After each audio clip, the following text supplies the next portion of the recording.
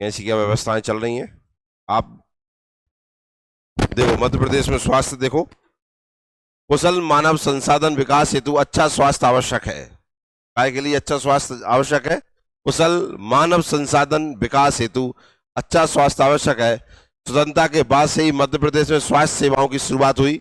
देश व राज्य के चहुमुखी विकास हेतु स्वास्थ्य संकेतकों के अनुरूप स्वास्थ्य संबंधी सेवाओं का संचालन जरूरी है। राष्ट्रीय स्वास्थ्य नीति 2000 के अनुसार मध्य प्रदेश में त्रिस्तरीय स्वास्थ्य संबंधी ढांचे देखने को मिलता है। तो एक तो यहीं से आंसर मिल गया आपको। मध्य प्रदेश में स्वास्थ्य सुविधाएं जो है वो कितने स्तर की हैं? मध्य प्रदेश त्रिस्तरीय स्वास्थ्य संबंधी ढांचा है। कौन सा त्रिस्तरीय? कौन सा? पहला उप स्वास्थ्य केंद्र आते हैं। कौन से? उनके नीचे आते हैं प्राथमिक स्वास्थ्य केंद्र, उनके नीचे आते हैं क्या? सामुदायिक स्वास्थ्य केंद्र। ठीक है ना। इनकी संख्या कितनी है? 10,111। इनकी संख्या कितनी है? 1415। और इनकी कितनी है? 353। ये है त्रिस्तरीय ढांचा। और त्रिस्तरीय ढांचा का पढ़ते हैं अपन, पंचायत का भी त्रिस्तरीय ढांचा है, वही ये है। ठीक है। तो एक तो इंपॉर्टेंट ये हो गया। इनकी संख्या, अगर आपकी किस्मत खराब है तो संख्या पूछ सकता है, वैसे तो मुझे लगता नहीं है कि पूछेगा। अब वो स्वास्थ्य केंद्र के बारे में जान लीजिए। मध्य प्रदेश में 5000 की आबादी, आदिवासी क्षेत्रों में 3000 की आबादी पर एक उप स्वास्थ्य केंद्र बनाना आवश्यक है। तो एक क्वेश्चन का आंसर यहां से मिल गया। उप स्वास्थ्य केंद्र की स्थापना कितनी जनसंख्या पर की जाती है? ऐसी ग्राम पंचायतों को हम देखते हैं, उसकी स्थापना जो होती है वो 1000 पे हो जाती है। आर्थिक सर्वेक्षण 22-23 के अनुसार इनकी कुल संख्या कितनी है? 10,111 है। नियम के अनुसार मध्य प्रदेश में प्रति 5000 पर एक उप स्वास्थ्य केंद्र का प्रावधान है। आता है यहाँ प्रति 1 लाख जनसंख्या पर 20 उप स्वास्थ्य केंद्र होने चाहिए, किंतु राज्य में इन केंद्रों की संख्या केवल 17 ही है, जो राज्यों में उप स्वास्थ्य केंद्रों की कम उपलब्धता को दर्शाता है। 1 लाख पे कितने होने चाहिए? 20। और अपने यहाँ कितने हैं? 17। अब आइए प्राथमिक स्वास्थ्य केंद्र के बारे में जानकारी लेते हैं। मध्य प्रदेश में प्रत्येक 30,000 की आबादी, आदिवासी क्षेत्रों में 20,000 पर एक प्राथमिक स्वास्थ्य केंद्र बनाने का प्रावधान है। ऐसे ऊपर के लेवल पे जा रहे हैं हम। मध्य प्रदेश 30,000 पे क्या होना चाहिए? प्राथमिक स्वास्थ्य केंद्र। 5,000 पे उप स्वास्थ्य केंद्र। ठीक है ना। आर्थिक सर्वेक्षण 22-23 के अनुसार मध्य प्रदेश में कुल प्राथमिक स्वास्थ्य केंद्र कितने हैं? 1415। कितने हैं? अब ये पूछ सकता है, ध्यान रखना, जनसंख्या पूछ सकता है, इसमें कोई दिक्कत नहीं है। ये भले ना पूछे लेकिन जाकी जानदा गारंटी है। वर्ष 18-19 के आर्थिक सर्वेक्षण के अनुसार राज्य में कुल प्राथमिक स्वास्थ्य केंद्रों की संख्या 1199 और सापेक्ष रूप से 1053 डॉक्टर उपलब्ध थे। अतः राज्य में 140 प्राथमिक स्वास्थ्य केंद्र बिना डॉक्टरों की उपलब्धता के संचालित हो रहे थे। ले मतलब बिल्डिंग बन गई थी, मंदिर होगा तो डॉक्टर नहीं पहुंचे थे। कौन ने लगाया फिर इंजेक्शन? कौन ने लगाए? कोई ने नहीं लगाया, घरे धरे हो गए होंगे। यही होता है काम। अब आता है सामुदायिक स्वास्थ्य केंद्र। राज्य में प्रत्येक 1.20 लाख की आबादी, आदिवासी क्षेत्रों में 80,000 पर एक प्राथमिक स्वास्थ्य केंद्र बनाना आवश्यक है। कि नहीं याद हो गए? 5,000 पे कब बने वो? ठीक है। और 30,000 पे, और ये कितने पर? 20,000 पे क्या बनेगा? ये 3 ही होते हैं। ठीक है। सामुदायिक के नीचे क्या आएगा? प्राथमिक, और प्राथमिक के नीचे उप स्वास्थ्य। ठीक है। गांव में उप स्वास्थ्य केंद्र मिल जाते हैं। ठीक है ना। तहसील लेवल पर या ब्लॉक लेवल जो रहते हैं उन पे आपको प्राथमिक वगैरह मिल जाते हैं, फिर सामुदायिक आ जाते हैं। आर्थिक सर्वेक्षण 22-23 के अनुसार राज्य में कुल सामुदायिक स्वास्थ्य केंद्रों की संख्या कितनी है? 353। कितनी है? कुल स्वास्थ्य केंद्र देख लीजिए। मध्य प्रदेश में कुल स्वास्थ्य केंद्रों की संख्या 18-19 में नगरीय परिवार कल्याण केंद्रों सहित 11,890 थी, जिसके अनुसार राज्य में प्रति 100 वर्ग किलोमीटर पर 3.41 स्वास्थ्य केंद्र है। ये ध्यान रखना, प्रति 100 वर्ग किलोमीटर पर कितने स्वास्थ्य केंद्र है? 3 बोला ही तो नहीं पा रहा है। अच्छा, मन में आ रहा हो सर दशमलव में कैसे बन रहे हैं? नहीं आ रहा? दशमलव में वो स्वास्थ्य केंद्र कैसे हो गए? संख्या होती है, राउंड फिगर में आता है, नहीं आता है, दशमलव में कैसे आ गई? कैसे आ गए जी 10 में? आधी बिल्डिंग या बिना डॉक्टर के? कुछ नहीं किया यार, उन्होंने भाग दे लो, उपलब्धता देख ली है, निश्चित चोरी करेगा इतने 100 वर्ग किलोमीटर में इतने बना देंगे हम। एक आंकड़ा दिया है उन्होंने, कहते हैं हमारे यहाँ पर तो 100 वर्ग किलोमीटर 3.41 स्वास्थ्य केंद्र। अब तुम बताओ 100 वर्ग किलोमीटर में लोग भी तो रह रहे होंगे। अब बताओ 100 वर्ग किलोमीटर, 100 वर्ग किलोमीटर समझ रहे हैं, ऐसा पूरा सर्कल, उसमें इतने से स्वास्थ्य केंद्र है। तो हालत स्वास्थ्य की समझ में आ गई कैसी होगी? बिगड़ेगी कि अच्छी होगी? मध्य प्रदेश का स्वास्थ्य कैसा है? बिगड़ा हुआ, ठीक है ना। मध्य प्रदेश में कुल स्वास्थ्य केंद्रों की संख्या आर्थिक सर्वेक्षण 22-23 में नगरीय परिवार कल्याण केंद्रों सहित 12,066 थी। कितनी थी? मध्य प्रदेश स्वास्थ्य केंद्रों की उपलब्धता संबंधी आंकड़े देखिए। 23 अप्रैल 2020 को राज्य में सभी स्तर के कुल सार्वजनिक क्षेत्र के स्वास्थ्य केंद्रों की संख्या कितनी है? 14,332, हिंदी ग्रंथ अकादमी के अनुसार, ठीक है ना। राज्य में प्रति 100 वर्ग किलोमीटर औसत रूप से 4.65 स्वास्थ्य केंद्र उपलब्ध है। इसी आधार पर राज्य के श्योपुर जिले में उपलब्धता का है औसत घनत्व 2.0, सर्वाधिक न्यूनतम। अब यहां से आपका क्वेश्चन हो गया, सबसे कम स्वास्थ्य केंद्र कहां पर है? तो सुन भी रहे हैं, कुपोषण सुना है कि नहीं? अब कारण समझ में आ गया। और झाबुआ जिले का है औसत 9.64, सर्वाधिक। कहां 9 है, कहां 2 है, कितना अंतर है? झाबुआ समझ में आ रहा है कहां है? कहां है? वो है, देखा कहां है? वहां पे क्या है?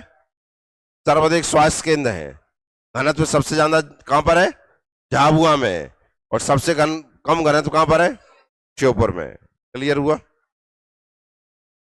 मध्य प्रदेश के 51 जिलों में से 28 जिलों में स्वास्थ्य केंद्रों की उपलब्धता का औसत राज्य के औसत 4.65 से कम है। देख रहे हैं आंकड़ा क्या आया है? पढ़ो जाए।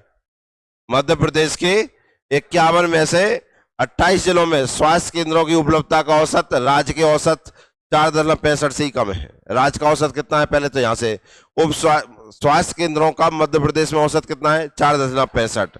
इससे कम औसत मध्य प्रदेश कितने जिलों में है? क्लियर हो गया? शेष 23 जिलों में स्वास्थ्य केंद्रों की उपलब्धता का औसत राज्य के कुल औसत से अधिक है। राज्य में स्वास्थ्य केंद्रों की उपलब्धता के निम्न घनत्व वाले जिले श्योपुर, डिंडोरी और पन्ना है। अब इसे याद रख लो आप। पिछली बार आपने देखा था कि जनसंख्या का पूछ लिया था उसने, क्रम पूछा था कि नहीं? पूछ सकता है भाई साहब, ठीक है ना। समझ में आ गया जी क्या लिख रहा है? काय के बारे में जानकारी जी, काय की है? स्वास्थ्य की? कोई नहीं बताएगा, तुम बताओ जी काय की जानकारी है? स्वास्थ्य की? तुम बताओ काय की है? केंद्र भी तो लगा लो तुम। स्वास्थ्य केंद्रों के घनत्व और प्रति स्वास्थ्य केंद्र द्वारा सेवित क्षेत्र का विपरीत संबंध है। क्या लिखा है देखिए? स्वास्थ्य केंद्रों के घनत्व और प्रति स्वास्थ्य केंद्र द्वारा सेवित क्षेत्र का विपरीत संबंध है। घनत्व बढ़ने के साथ केंद्र द्वारा सेवा प्रदान किए जाने वाला क्षेत्र छोटा होता है। इस कारण सर्वाधिक घनत्व वाला जिला झाबुआ 10.4 वर्ग किलोमीटर और सर्वाधिक न्यूनतम घनत्व वाला जिला श्योपुर 49.3 वर्ग किलोमीटर क्षेत्र के अंतर्गत आता है। घनत्व समझ गए भाई? जब लोग ही कम आएंगे तो स्वास्थ्य केंद्र की कितनी सी आवश्यकता है, और जहां लोग ज्यादा आएंगे वह स्वास्थ्य केंद्र की आवश्यकता ज्यादा आएगी। जिला मिलेगा आपको, जैसे अशोकनगर है, यहाँ स्वास्थ्य केंद्र ज्यादा होंगे, क्यों? घनत्व ज्यादा है तो व्यक्ति ज्यादा है तो जरूरत ज्यादा है। अब इतने बड़े क्षेत्र में जनसंख्या रह रहे होते 100 लोग रह रहे होते, तो 8-10 स्वास्थ्य केंद्र बनाते कि एक बनाते? एक ही बना देते कि नहीं बना देते? बस ये संबंध बताया है। मध्य प्रदेश में स्वास्थ्य संस्था और चिकित्सा केंद्र देखिए। जिला चिकित्सा कितने हैं? 18-19 में कितने थे? अब कितने हो गए? 52। सिविल अस्पताल कितने हैं? 135। अब जाए तो याद मत करो, 18-19 से तो पूछेगा नहीं, ये पूछ सकता है। सामुदायिक स्वास्थ्य केंद्र कितने हैं? प्राथमिक स्वास्थ्य केंद्र कितने हैं? उप स्वास्थ्य केंद्र कितने हैं? अब यहां से क्रम यहां तक चलता है स्वास्थ्य का। जिन्हें पता नहीं था या जिन्हें पता नहीं है अब वो समझ जाइए। सबसे छोटा कौन होता है? ये गांव में मिलता है। फिर क्या आता है? ये बड़े गांव में मिल जाता है। फिर क्या आता है? ये तहसील लेवल में मिल जाता है। फिर क्या आता है? ये सिविल अस्पताल जिला तहसील पे भी बन जाते हैं, और जे जिला में ही मिलेगा, ठीक है ना। क्लियर हो गया? संख्या हो गई है, ज्यादा यही मिलेंगे कि जे मिलेंगे? आप जानते हैं गांव में हैंगे जो ग्राम पंचायतों में, तो इनकी संख्या ज्यादा होगी। अगला देखिए, शहरी परिवार कल्याण केंद्र कितने हैं? 6 रोग अस्पताल कितने हैं? 6 रोग कौन सा होता है? टीबी के अस्पताल कितने हैं? पॉलीक्लिनिक कितने हैं? ट्रामा सेंटर, जैसे अपने अशोकनगर में हर जिले पे रहता है ये, ठीक है ना। ग्राम आरोग्य केंद्र कितने हैं? इसकी संख्या याद रखना आप। आरोग्य केंद्र चर्चा में रहा था ना, आरोग्य केंद्र। कैंसर चिकित्सालय कितने हैं? और मानसिक चिकित्सालय कितने हैं?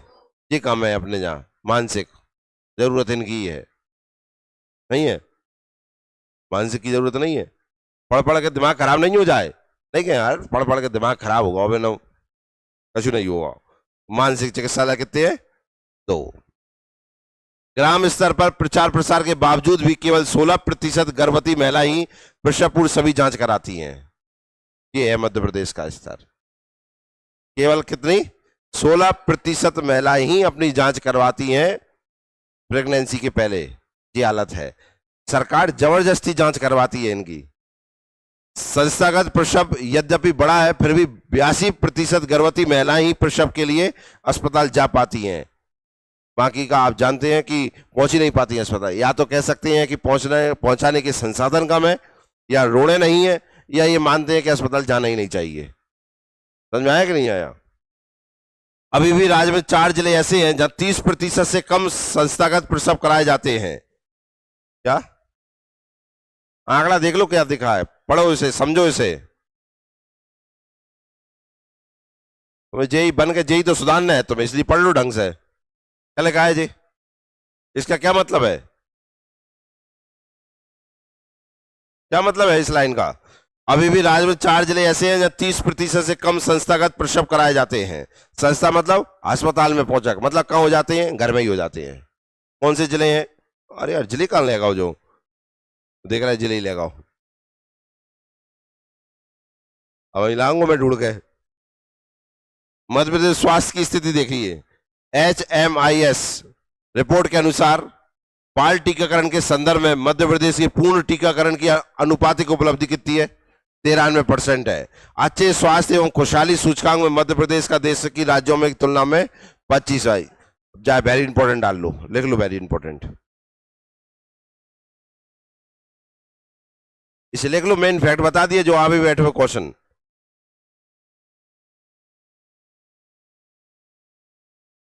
काय में खुशहाली सूचकांक में मध्य प्रदेश का देश में कौन सा स्थान है? 25वां। स्वास्थ्य एवं खुशहाली, ये खुश तो तुम दिखते ही नहीं हो, जब कहूं खुश हो जा तो बस।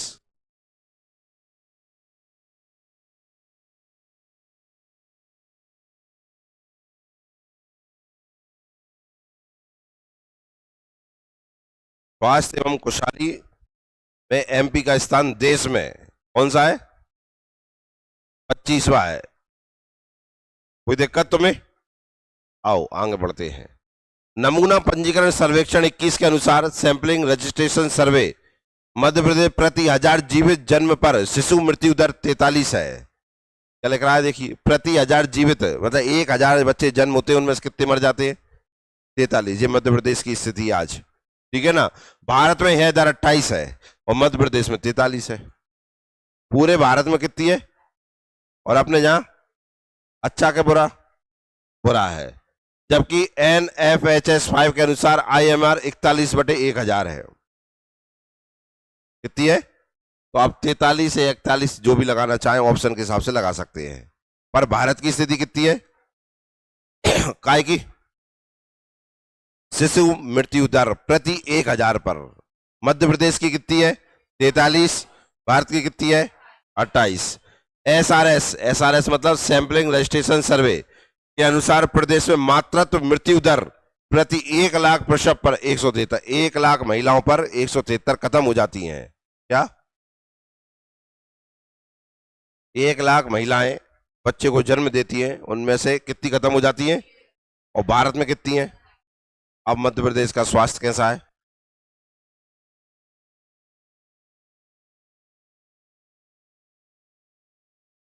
ऐसा तो मन में नहीं आ रहा, बढ़िया चल रहा है सर, जनसंख्या कम हो रही है। खराब है कि अच्छा है? NFH5 के अनुसार मध्य प्रदेश के अति गंभीर कुपोषण की दर में 29.3% की कमी हुई है। इस संदर्भ मध्य प्रदेश का देश में 17वां स्थान है। कुपोषण में मध्य प्रदेश का स्थान देखने हैं।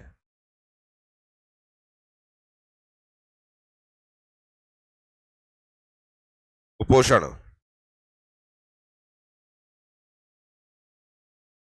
मध्य प्रदेश का स्थान कौन सा है देश में? 17वां है। तो मौका कुपोषित तुम कहा को पड़ा है नहीं रहे दिन में खाई तो रहे हो तुम दूसरे को पोषित कर रहे हो उनको और खा रहे हो सब लोग कुपोषित हंस दो हो होगा ज्ञान तो नहीं बढ़ो लेकिन वजन जरूर बढ़ गओ। कुपोषित कहां से होगे तुम? ज्ञान बढ़ता तो मानते कुछ क्या ठीक ठाक चल रहा है। NFHS5 के अनुसार स्टंटिंग कुपोषण में 15% सुधार हुआ है। इस संदर्भ में मध्य प्रदेश का देश में 30वां स्थान रहा है। अब जो कायम स्थान है सर्वे के हिसाब से है। ये सर्वे इसने किया है NFHS5 के अनुसार। ये भी तो यही में था। ये अति गंभीर में क्या अति गंभीर में है और जे का है कुपोषण में ही है मात्र। अगर कुपोषण अकेला लिखा आता है तो देश में कौन सा स्थान है? 30वां। और अति गंभीर लिखा आता है तो देश में कौन सा स्थान है? 17वां। आप दोनों को लिख लो, अति गंभीर कुपोषण और मात्र कुपोषण।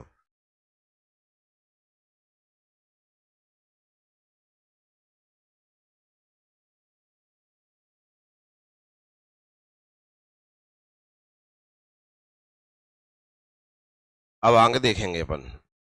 NFHS5 के अनुसार वेस्टिंग में सुधार 26.4% का हुआ। इस संदर्भ में मध्य प्रदेश का देश में 31वां स्थान रहा है। वेस्टिंग में छोड़ो। एनीमिया युक्त भारत सूचकांक 2020-21 में मध्य प्रदेश ने 64.1 का स्कोर प्राप्त करते हुए प्रथम स्थान प्राप्त किया है। ये से लिख लो, सबसे ज्यादा चर्चा एनीमिया की चल रही है। स्कल सेल एनीमिया नाम सुना है आपने? प्रधानमंत्री मोदी जी आए थे यहाँ पर। लिख लो, सजा लो इसे अच्छे से एनीमिया को। एनीमिया मुक्त भारत सूचकांक 2021 में मध्य प्रदेश ने 64.1 का स्कोर प्राप्त करते हुए प्रथम स्थान प्राप्त किया है। स्कोर भी याद रखना 64.1।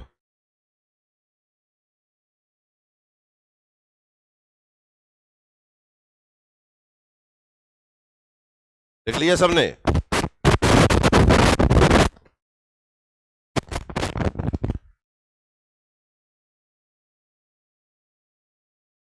आगे देखिए महत्वपूर्ण तथ्य देखिए अब स्वास्थ्य के बारे में। मध्य प्रदेश में वर्ष 1981 में लोक स्वास्थ्य एवं परिवार कल्याण विभाग के अंतर्गत चिकित्सा शिक्षा की स्थापना की गई थी। कब की गई थी? 1981 में। जिसे 15 जून 1995 को लोक कल्याण स्वास्थ्य एवं परिवार कल्याण विभाग तथा मध्य प्रदेश चिकित्सा शिक्षा में विभाजित कर दिया। काय में कर दिया? ये दोनों चीजें अलग कर दी। मध्य प्रदेश चिकित्सा शिक्षा अलग कर दी, नहीं पहले एक में ही आता था ये सब। अब ये तो खैर इंपॉर्टेंट नहीं है। नोट देखो, 23-24 जनवरी 2024 को मंत्री परिषद की बैठक ने इन दोनों विभागों को विलय करके लोक स्वास्थ्य एवं शिक्षा विभाग के रूप में पुनर्गठन करने की मंजूरी दे दी है। कब की है ये? अब इधर देखो, ठीक है, पढ़ो जहां से। लोक कल्याण स्वास्थ्य एवं परिवार कल्याण विभाग और मध्य प्रदेश चिकित्सा शिक्षा 23-24 जनवरी 24 को क्या कर दिया? इसको लोक स्वास्थ्य एवं शिक्षा विभाग ये बना दिया। क्या बना दिया? शिक्षा विभाग बना दिया। क्या लिखा है जी? नियोनेटल हाई डिपेंडेंसी यूनिट नवजात शिशु मृत्यु दर में कमी लाने हेतु प्रदेश के उच्च स्वास्थ्य संस्थानों में इसकी स्थापना की जा रही है। अभी आपने शिशु मृत्यु दर देखी कितनी थी? 43। उसे कम करने के लिए सरकार क्या प्रयास कर रही है? नियोनेटल हाई डिपेंडेंसी यूनिट की स्थापना कर रही है। यहाँ बच्चों की देखभाल की जाएगी, उन्हें जो भी जरूरत पड़ेगी उस चीज की पूर्ति की जाएगी। अभी ये आप लिख सकते हैं, इसको इस शब्द लिख लीजिए, नियोनेटल।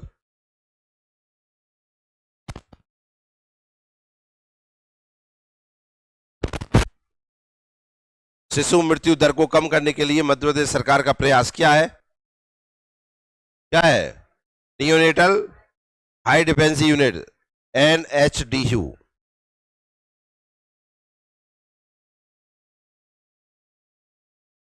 तुम कहो तो आगे बढ़ जाएं।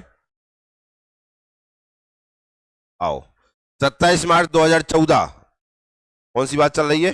2014 को WHO के द्वारा भारत सहित दक्षिण पूर्व एशिया के 10 अन्य देशों को पोलियो मुक्त घोषित किया गया। कब? 2014 27 मार्च 2014 पोलियो मुक्त घोषित किया गया। ये तारीख याद रखना आप।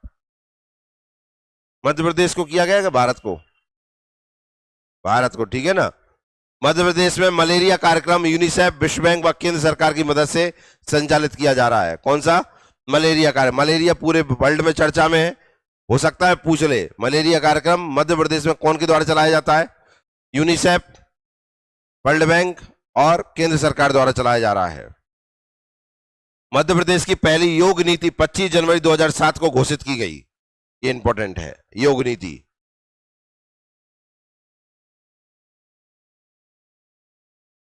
मध्य प्रदेश की पहली योग नीति 25 जनवरी 2007 को घोषित की गई।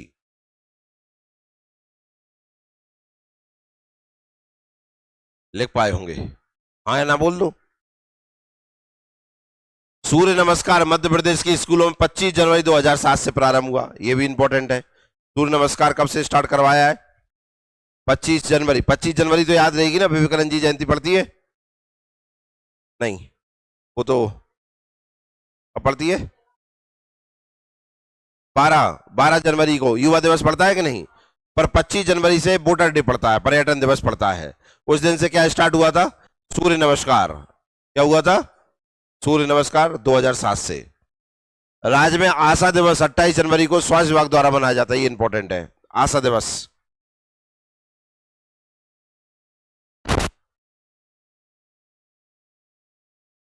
तो आशा दिवस कब से कौन से दिन मनाया जाता है? 28 जनवरी। गरीबों की थाली, खेसारी दाल को कहते हैं। एक दाल का नाम है खेसारी दाल, इसे कहते हैं गरीबों की थाली। सस्ती आता है। मध्य प्रदेश शासन द्वारा प्रतिबंधित कर दिया गया है। क्यों कर दिया है? क्योंकि इसके सेवन से लैथरिज्म नामक रोग होता है, जिससे पैरों में अपंगता आती है। अब जो इंपॉर्टेंट हो गया, ठीक है ना, कौन सी दाल खाने से अपंगता आ रही है? कौन सी दाल है? खेसारी दाल। इसे कहते हैं गरीबों की थाली।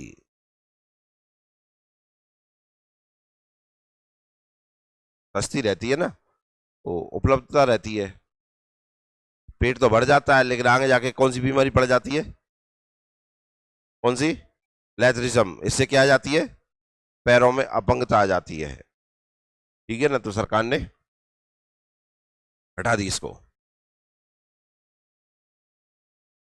एक दाल और आती है, दालों के देखो, दाल क्या काम करती हैं, क्या देती हैं शरीर को? प्रोटीन देती हैं। दाल नाम भूल गए।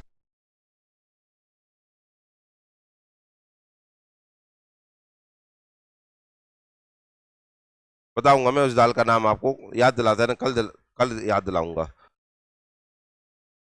जिनके घरों में या जिन लोगों को पथरी की समस्या है, स्टोन आएगी, स्टोन की समस्या है, हो जाती है ना स्टोन, आप उस दाल को खाइए। उस दाल का जो पानी है वो स्टोन को खत्म कर देता है।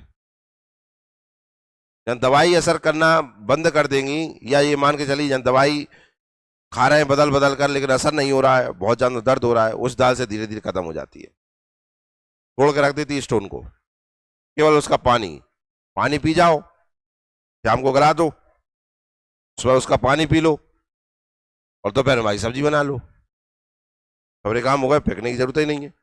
स्टोन को गला देती है। समझ में आया कि नहीं आया? दवाई और दुनिया भर का जो खर्चा आता है ना, सब बच जाता है। बताऊंगा दाल अपने जहां मिलती नहीं है। मध्य प्रदेश की मदर टेरेसा के रूप में प्रसिद्ध तथा आदिवासी क्षेत्रों में एनीमिया और कुपोषण का उपचार करने वाली लीला जोशी रतलाम जिले से संबंधित, जिन्हें वर्ष 2019 में पद्म श्री सम्मानित किया गया। खत्म हो गई है ये, ठीक है ना। इनका नाम याद रखना। इन्हें मध्य प्रदेश की क्या कहते हैं? मदर टेरेसा कहते हैं। क्या कहते हैं? ऐसे लिखने, ठीक है ना, स्वर्ण अक्षरों में। मध्य प्रदेश की मदर टेरेसा। नाम कहां से है? मध्य प्रदेश में प्राथमिक स्वास्थ्य केंद्र एवं उस स्वास्थ्य केंद्रों को हेल्थ एंड वेलनेस सेंटर्स के रूप में विकसित किया जा रहा है। वर्तमान में इन्हें आरोग्य केंद्र नाम दिया गया है। क्या नाम दिया गया है? किनको प्राथमिक स्वास्थ्य केंद्र जो गांव में मिलते हैं उन्हें नाम दे दिया आरोग्य केंद्र। अब गांव में जाना, कहीं देखना प्राथमिक स्वास्थ्य ब्रैकेट में लिखा हो आरोग्य केंद्र, ठीक है ना। स्वास्थ्य एवं परिवार कल्याण मंत्रालय द्वारा मिशन इंद्रधनुष की शुरुआत 25 दिसंबर 2014 को, लिख लीजिए, मिशन इंद्रधनुष।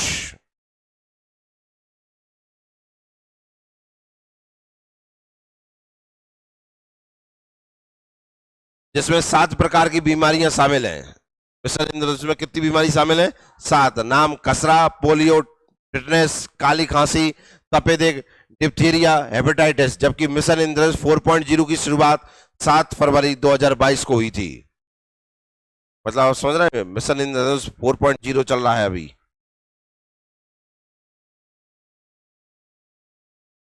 इंद्रधनुष में कितनी बीमारी शामिल है? मध्य प्रदेश के शहडोल जिले से प्रधानमंत्री मोदी द्वारा सिकल सेल एनीमिया उन्मूलन 1 जुलाई 2023 को शुरू हुआ। ये भी वेरी इंपॉर्टेंट है। ये तो जाए तो लिखा ही लो, आप लिख लियो, पेपर में आएगा 2024 में। ये 2024 का प्री क्वेश्चन हो गया है। तारीख पूछ ले, जिला पूछ ले, जो पूछे वो पूछ ले, पर पूछेगा जरूर।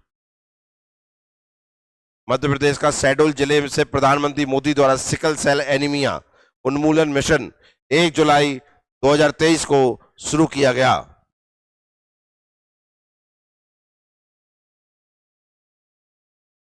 लिख पाएगा? भारत सरकार द्वारा सिकल सेल एनीमिया उन्मूलन का लक्ष्य वर्ष 2047 रखा है। लिख लीजिए, उसी के पास में लिख लीजिए, भारत का एनीमिया उन्मूलन लक्ष्य 2000 कितने 47 तक भारत के किसी भी नागरिक में खून की कमी नहीं होगी, खून से भरपूर होगा, थैली लटकाए घूमेगा, ठीक है ना। ले लो ले लो ले लो। अभी देखा आपने ब्रिटेन में क्या किया था, यूनाइटेड किंगडम, कल पढ़ा है तुमने, हमारा रक्त घोटाला, ब्लड घोटाला कर बैठे, देख रहे तुम। मतलब सरकार शर्म नहीं आई, मतलब बेकार ब्लड चढ़वा दिया पूरे देश को।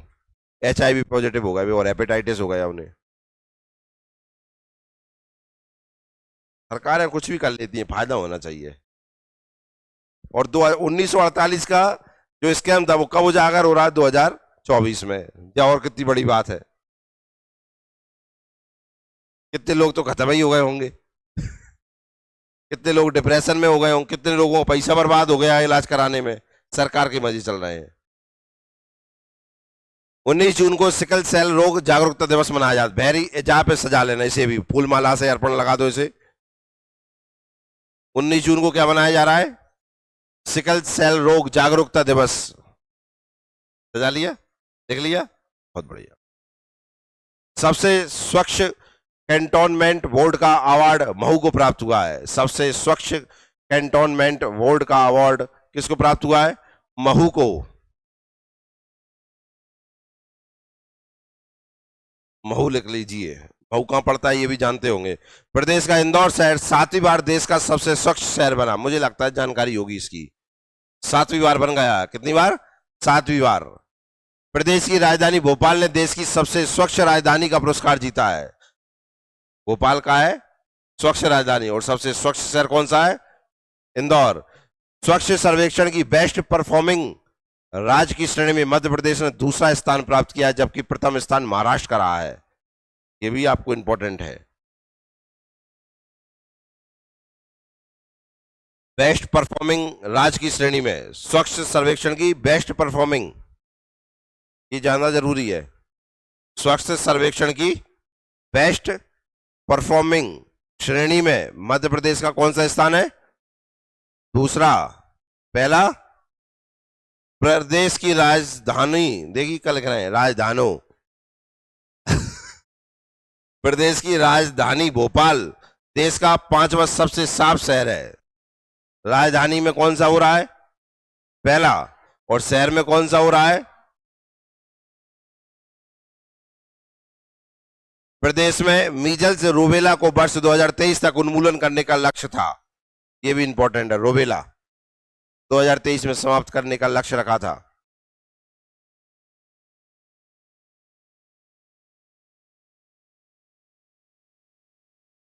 अभी आपके लिए क्या होता था, जैसे महावीर में आपने देखा हो, शिक्षा एवं स्वास्थ्य एक साथ रहता था ना, कि शिक्षा अकेला रहता था, शिक्षा स्वास्थ्य नहीं आता। अब स्वास्थ्य जुड़ रहा है यहाँ से, ऐसे ही क्वेश्चन आएंगे। मीजल्स रूबेला को वर्ष 2023 तक उन्मूलन करने का लक्ष्य था। क्षय रोग का वर्ष 2025 तक उन्मूलन। टीबी, पीसीजी टीका लगाया जा रहा है, पता है तुम्हें? टीबी के लाने हर गांव हर घर में स्वास्थ्य कर्मचारी जा रहे हैं और टीका लगा रहे हैं। लगा दो इनमें टीका, पीसीजी टीका, काहे के लिए? ये टीबी ना देख पाए, ठीक है ना। प्रदेश सरकार कुष्ठ रोग, मलेरिया एवं फाइलेरिया को वर्ष 2030 तक उन्मूलन करने की दिशा में कार्य कर रही है। 2030 तक ये तीन चले जाएंगे, कुष्ठ, मलेरिया और फाइलेरिया। क्या हो गया? टीबी नहीं जाना है? जानते हैं?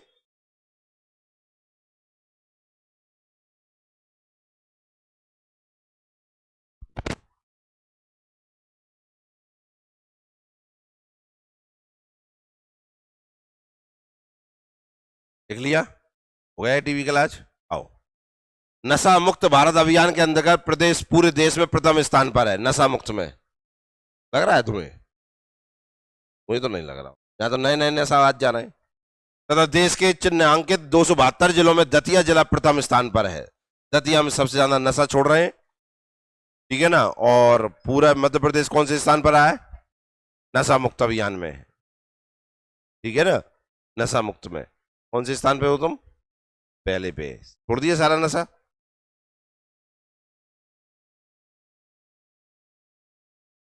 आगे बढ़े। गर्भवती महिलाओं की प्रसव पूर्व जांच सेवाओं को सुदृढ़ करना। भारत सरकार द्वारा निर्मित अनमोल ऐप में आवश्यक संशोधन कर विभाग द्वारा नवीन एप्लीकेशन एमपी अनमोल बनाया गया, जिसकी सहायता से उच्च जोखिम वाली गर्भवती महिलाओं की ट्रैकिंग की जा रही है। साथ ही कम से कम एक चेकअप चिकित्सक सीएचओ द्वारा किया जा रहा है। तो ये ऐप का ध्यान रखना। कौन सा ऐप है? एमपी अनमोल। काय के लिए बना है? गर्भवती महिलाओं की जांच के लिए।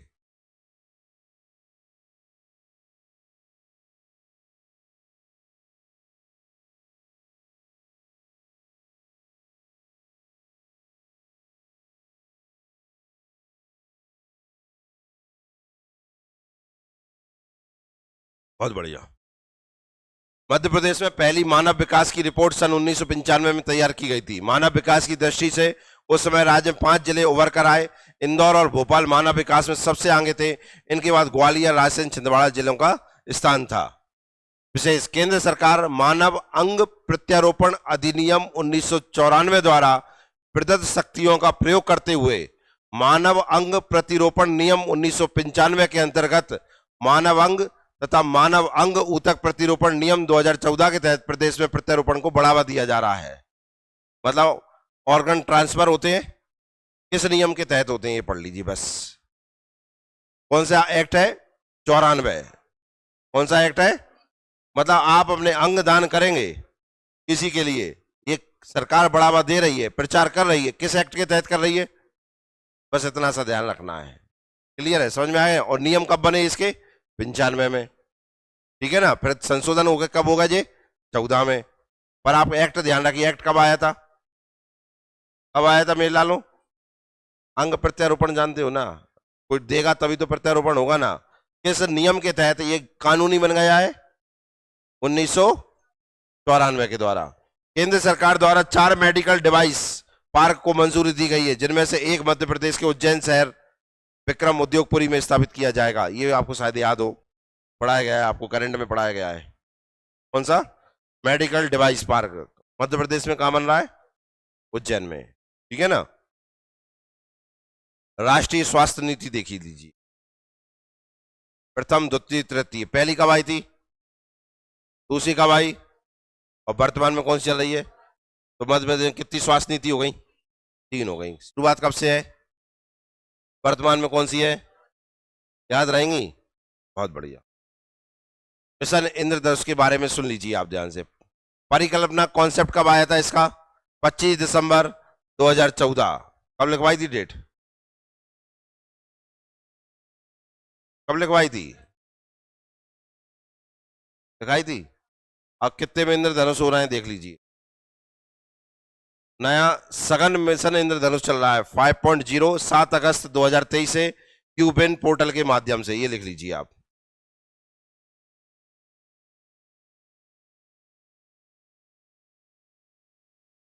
सत्रह, 19, 21, 22, 23, पहले 2-2 साल का अंतर, फिर लगातार चला 21, 22, 23।